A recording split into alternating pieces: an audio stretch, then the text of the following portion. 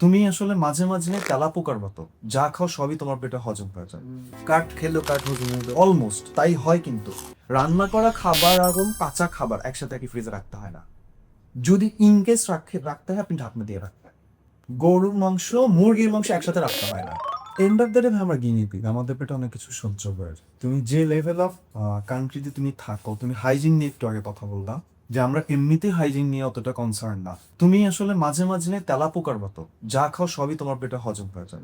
প্রথম কথা, কাঠ খেলেও কাঠ হজম হয়ে যায় অলমোস্ট তাই হয়, কিন্তু তো সেখানে তোমার ফুড হ্যাবিটটাই আসলে ওই রকম ভাবে তৈরি হয়ে আসছে। বাংলাদেশে এরকম অনেক মানুষ আছে যে চা দোকানে চা খায় না, চা খেলে তার জন্ডিসের প্রবলেম হয় না। তুমি চা খাচ্ছি না, আমার তো জন্ডিস হচ্ছে না, কি বলবা? আল্লাহ তাআলা আমার নিজে হাতে বানাইছে, এই জন্য হচ্ছে আমার ইমিউনি সিস্টেম বেটার। আমার রেস্টুরেন্টে খেয়ে পেট খারাপ হয়ে গেছে, আমার জন্য আপনি মামলা মোকদ্দমা অনেক কিছু করে ফেলবেন। ভাই আপনি একটু বুকে হাত দিয়ে বলেন তো, আপনি ওই 24 ঘন্টা শুধু আমার রেস্টুরেন্টের খাবার খেয়েছেন। আমি আপনার এই ব্লেডটাও কিন্তু নিচ্ছি, নিয়ে কি করছি? আমি যদি আপনার এই কমপ্লেনটাকে যদি না নিই তাহলে আসলে আমার ইমপ্রুভমেন্ট পয়েন্ট নাই। হাইজিন বলতে কি বুঝি? আপনি আপনার পার্সোনাল হাইজিন, রেস্টুরেন্ট হাইজিনের মধ্যে কিন্তু পার্সোনাল হাইজিন ইম্পর্টেন্ট। মানে আমার পার্সোনাল হাইজিন আগে, আমি তো খাবার বানাচ্ছি, তাহলে আমার পার্সোনাল হাইজিন ইম্পর্টেন্ট। তাহলে আপনি আমাকে আগে শেখাতে হবে কি আমি আমার কিভাবে পার্সোনাল হাইজিন মেনটেন করবো। Food hygiene, kitchen hygiene. Kitchen হাইজিনের মধ্যে কি? কিচেনকে ডিসইনফেক্ট করা, কিচেনকে প্রপার ক্লিন রাখা, কিচেনকে আপনার পেস্টিসাইডের আন্ডারে রাখা। এরপর আসলে হচ্ছে ফুড হাইজিনের মধ্যে, ফুড হাইজিনের মধ্যে সবচেয়ে ইম্পর্টেন্ট ব্যাপার হচ্ছে কোল্ড চেইন। কোল্ড চেইন মানে এই প্রোডাক্টটা এত ডিগ্রি সেলসিয়াস টেম্পারেচার থেকে প্লেট পর্যন্ত আসতে হবে। এইখানে কয়েকটা ধাপে আছে ফুড চেইন। আমার থেকে এই জিনিসটা আরো বেটার বলতে পারবে যদি একজন ফুড স্পেশালিস্ট থাকে।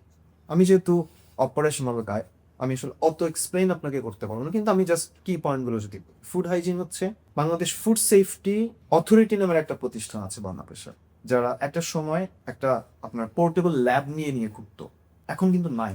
কোন কি কারণ আই ডোন্ট নো।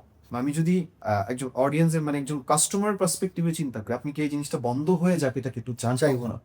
নাই, কিন্তু এটা সামহাও কেমন এরা মেনটেন করতে পারছে না জানি না।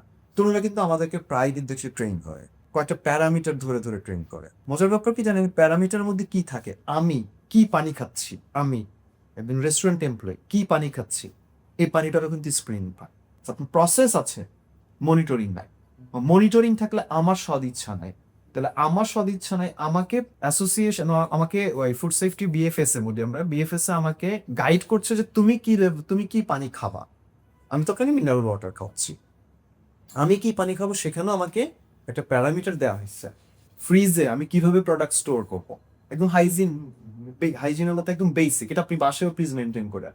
রান্না করা খাবার এবং কাঁচা খাবার একসাথে একই ফ্রিজে রাখতে হয় না।